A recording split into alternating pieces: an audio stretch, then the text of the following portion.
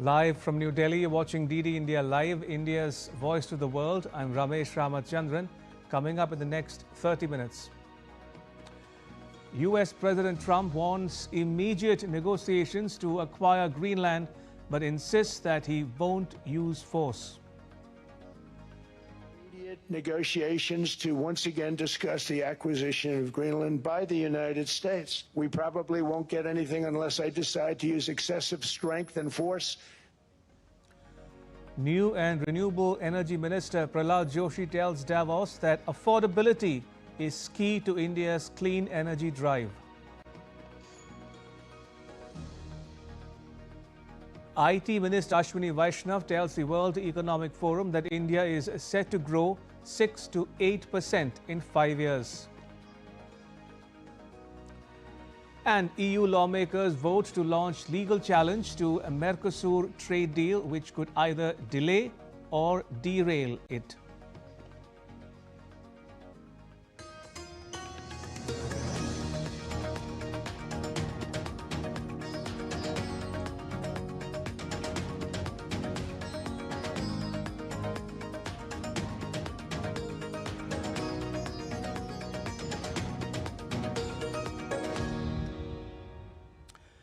Greenland remains in the global spotlight, this time at Davos. At the World Economic Forum, US President Donald Trump revived his push to acquire the Danish territory, citing strategic and security interests. He called for immediate negotiations on Greenland, but insisted that the US won't use force to acquire it. Mohammad Absarul Hassan reports.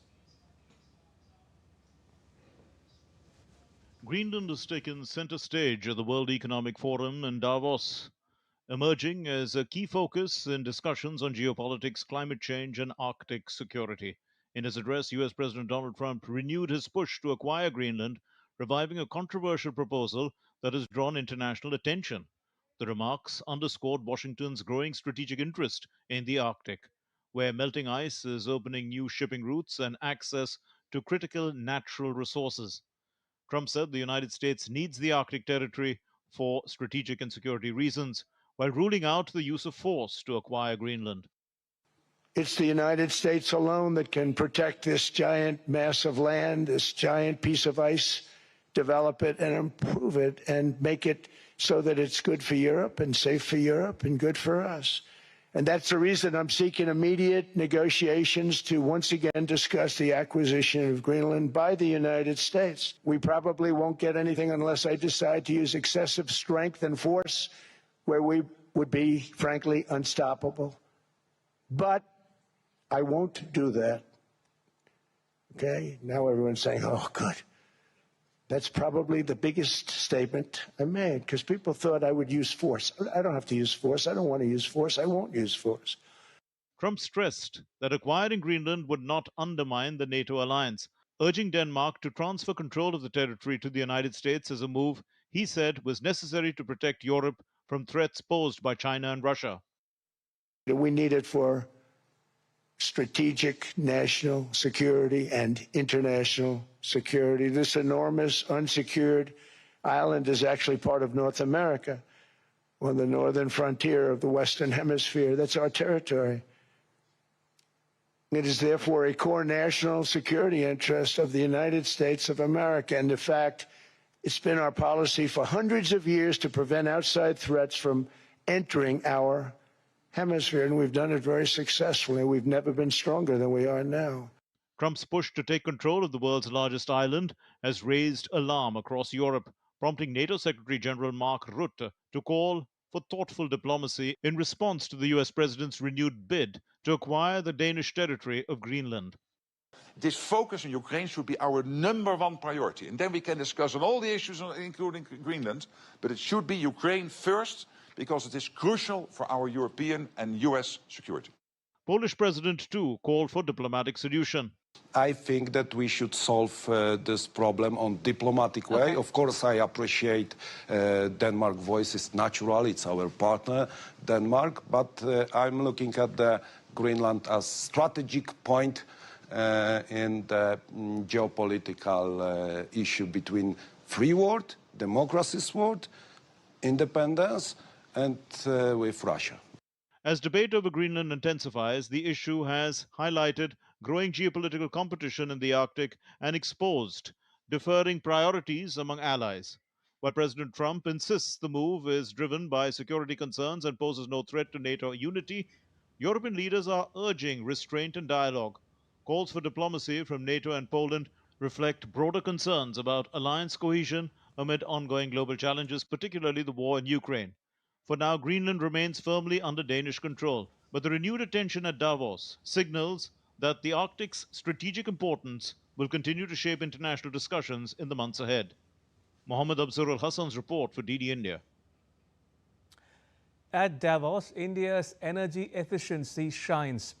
With its strongest ever contingent at the World Economic Forum, India's focus remained on powering innovation and global solutions with new investment opportunities in AI, tech, and green energy transition. On day 3 of World Economic Forum at Davos, with strongest ever delegation, India continues its pitch for investments with focus on India's transition from emerging to pivotal. Speaking at an event, Union Minister for New and Renewable Energy, Pralhad Joshi, along with Madhya Pradesh Chief Minister, said that India stands in the global spotlight in terms of driving global renewable energy. He also lauded Madhya Pradesh's renewable energy story. India has added 267. India is now 261 gigawatt of total renewable energy. That is 52% of the total energy produced in India, generated in India.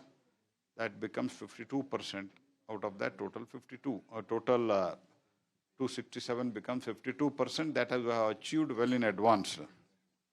Minister Joshi also shared India's experience in scaling rooftop, agricultural and decentralized renewable energy solutions for the global south.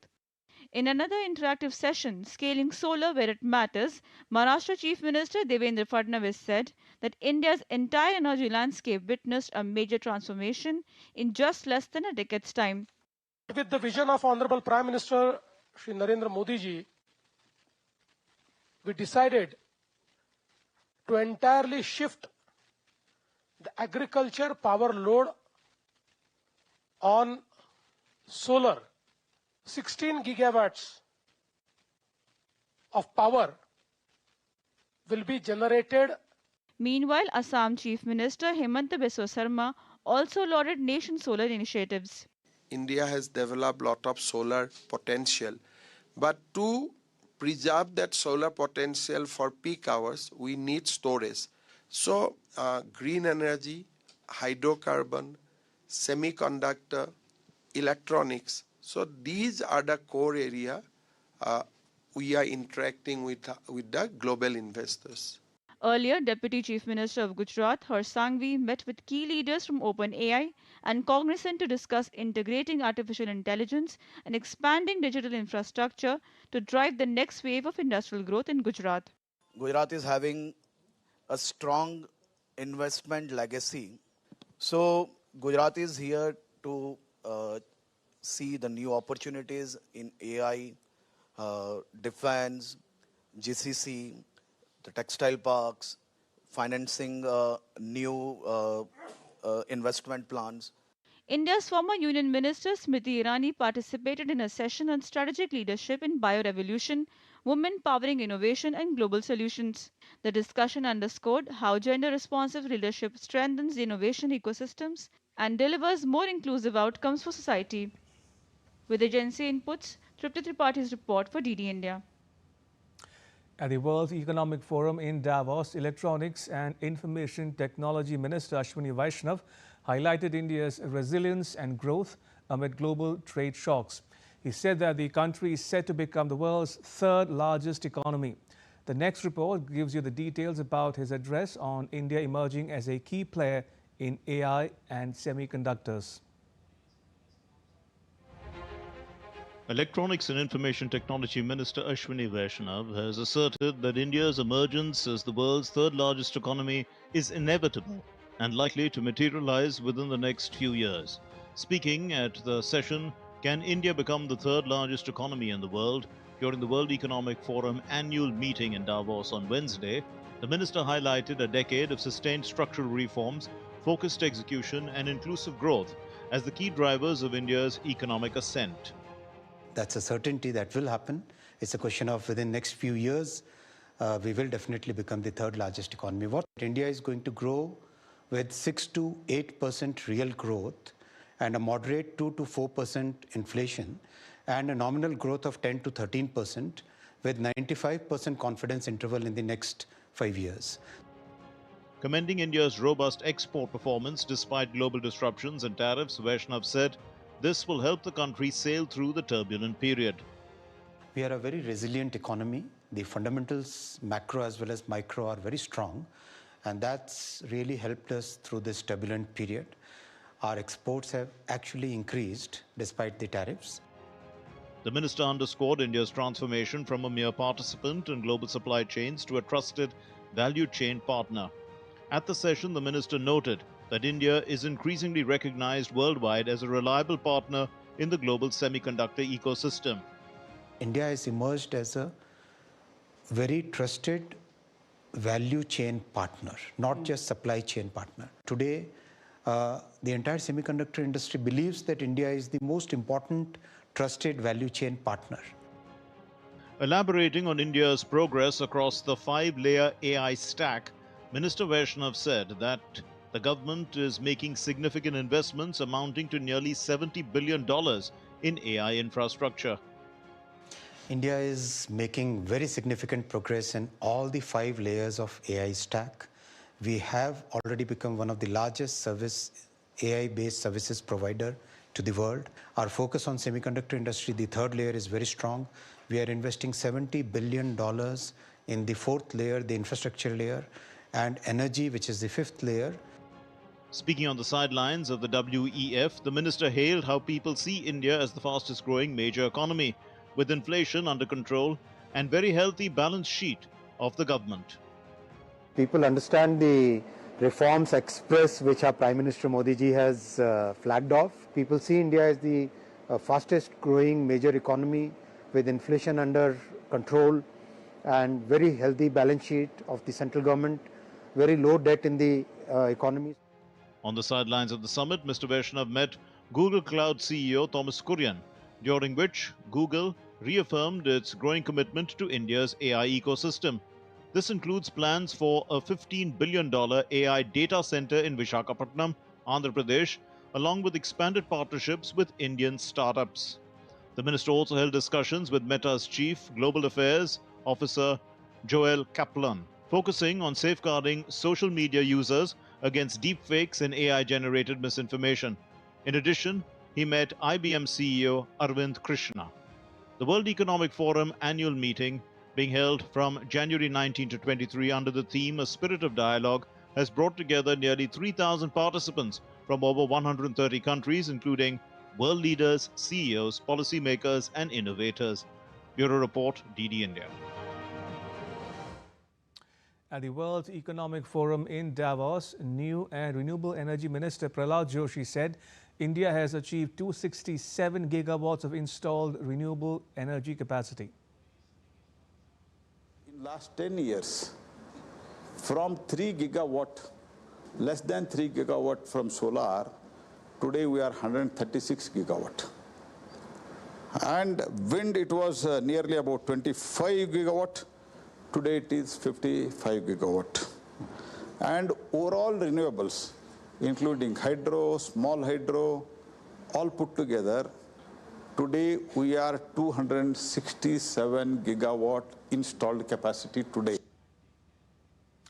Calling renewables more affordable than fossil fuels, the minister said the government's rooftop solar program is empowering 10 million households to save on electricity costs and earn through clean energy generation. In India, I can very confidently say affordability, it is better than fossil fuel energy. Sure. See, for now, the price of the, only for the figures I am referring this tab, the tariff-based price discovery of the solar power has come down almost 80%. That is to 0.026 per unit today. Sure. Whereas thermal and other fossil sources, it is at least 8 rupees, means that is 8 cents, I believe. Sure. For 10 million people, we have drawn a program, scheme, where 10 million households, they can install rooftop solar. Sure. Where not only they are saving from the electricity bill, that is tariff, and they are selling it and they are earning money. Sure. So this is the success story. So there is no question of affordability as on date in India. Still to come on DD India Live. New Delhi hosts the Spanish foreign minister as India and Spain mark 70 years of diplomatic relations. And US President Trump's special envoy to call on President Putin in Moscow.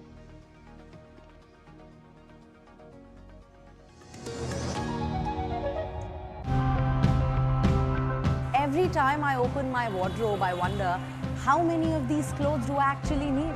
So today, let's step into a world where our fashion does not have to come at the cost of the environment. We make sure that we don't waste a single piece of clothing.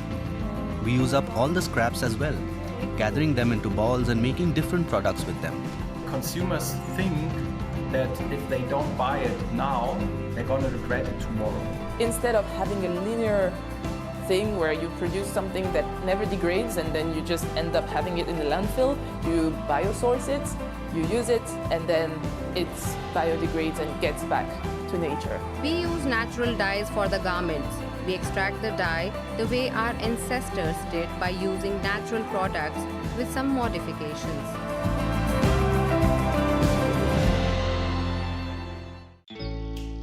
Jharkhand will mesmerize you with majestic nature, rich heritage and colorful culture. Hello. Johar. Johar. It fits perfectly. Thank you. Full workout ho gaya. Ready?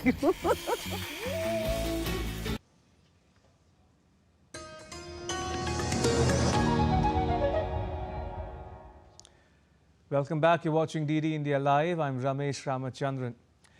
India and Spain are marking a proud milestone, 70 years of diplomatic relations, celebrating a partnership built on shared democratic values, growing economic cooperation and strong people-to-people ties.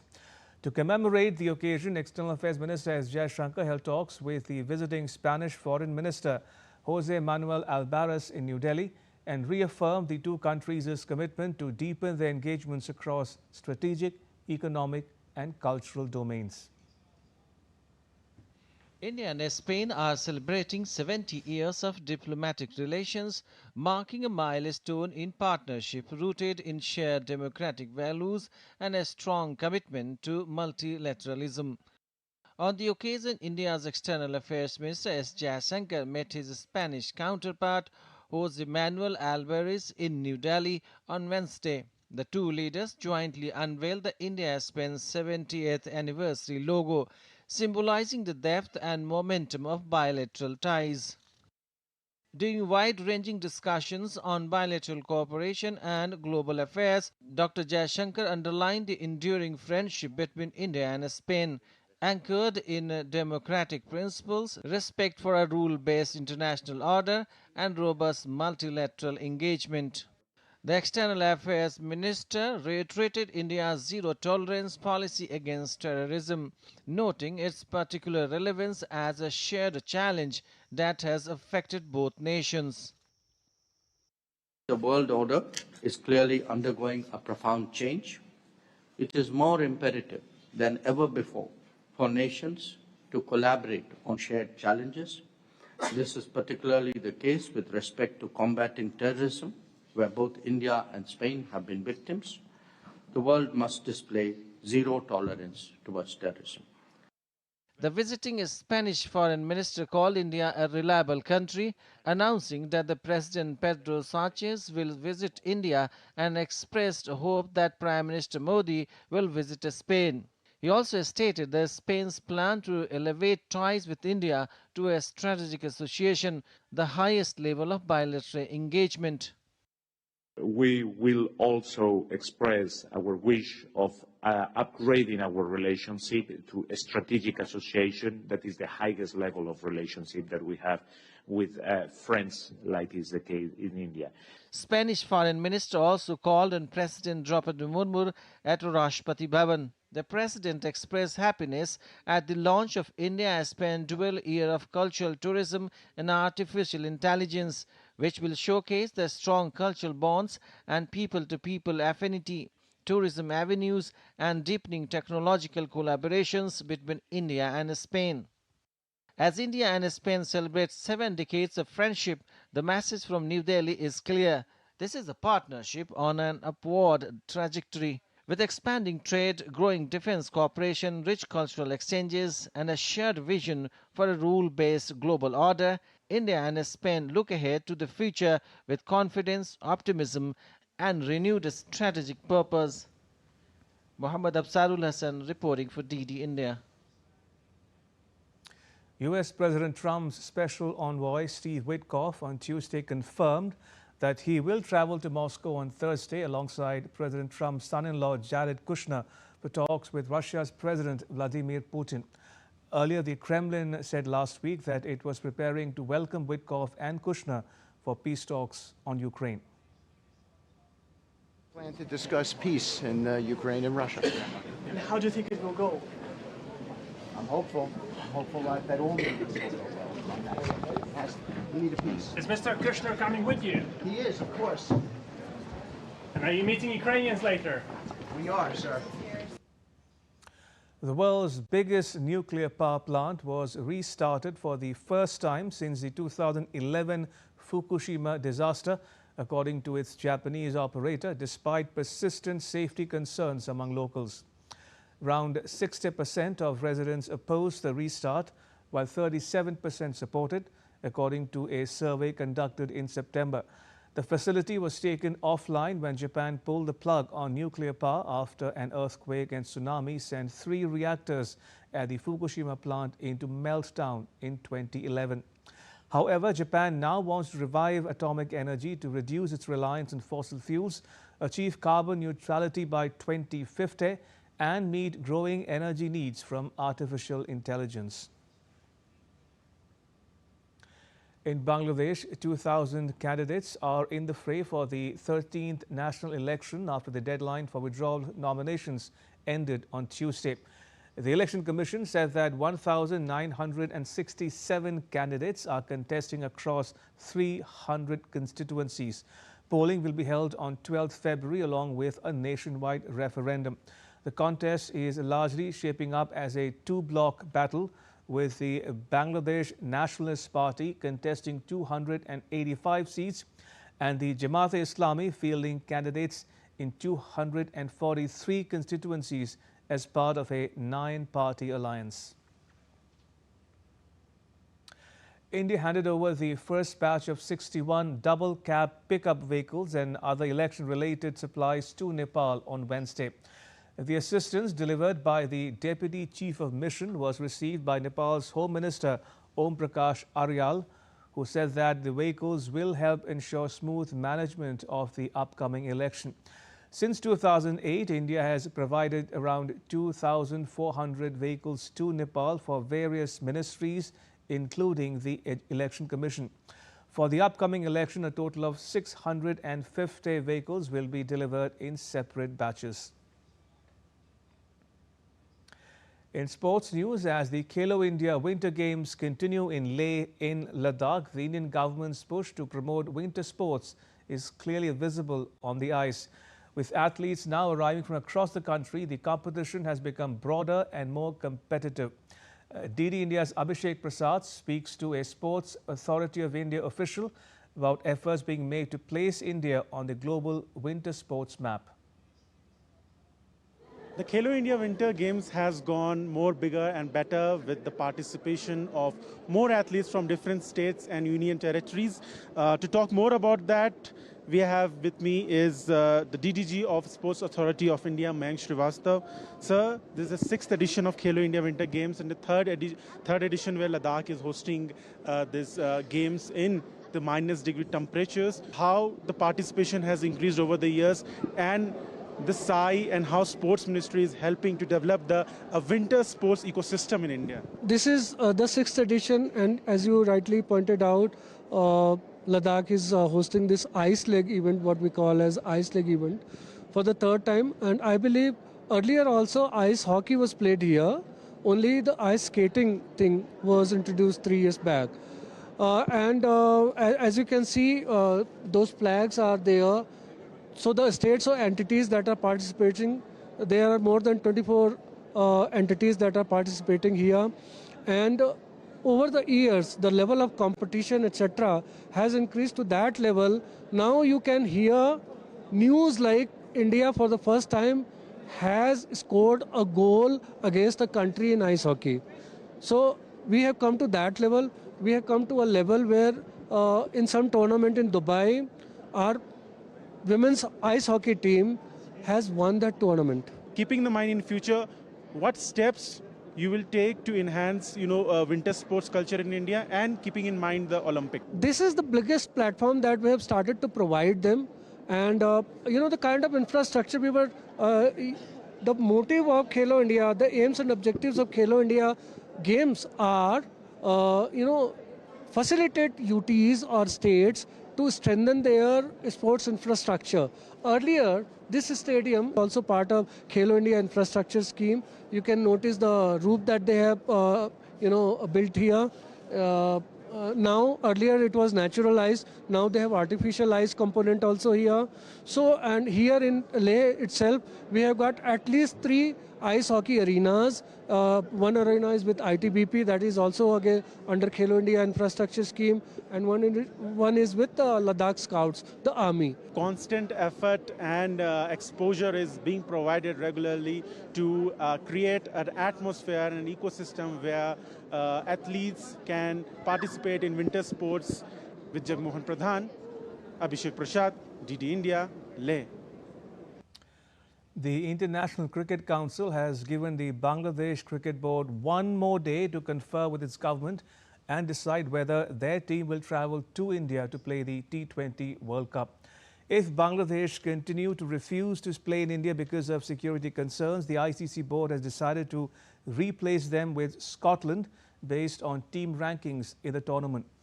The ICC noted that altering the schedule so close to the tournament, which begins on 7th February and is co-hosted by India and Sri Lanka, was not feasible and could set a damaging precedent for future ICC events.